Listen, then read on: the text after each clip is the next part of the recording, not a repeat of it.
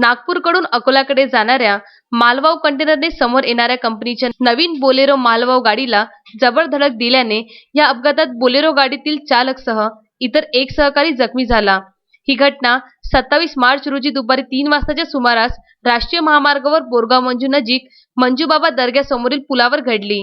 राष्ट्रीय महामार्गावर बोरगाव मंजू समोर मूर्तिजापूरकडे जात असताना वळण असलेल्या पुलावर नागपूरकडून अकोल्याकडे जाणारा मालवाहू कंटेनर क्रमांक MH46 BF 5902 त्याने समोरून मूर्तिजापूरकडे जाणाऱ्या कंपनीच्या नवीन बोलेरो गाडीला जबर धडक दिली. त्यामुळे सदर बोलेरो गाडी ही पुलाच्या कंठड्यात अर्धवट स्थितीत अडकली.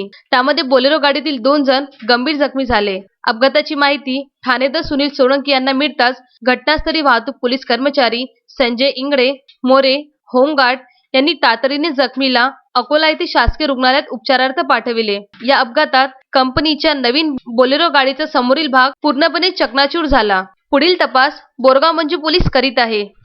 संतोष गवई, विदर्भ न्यूज, बोरगाव मंजू.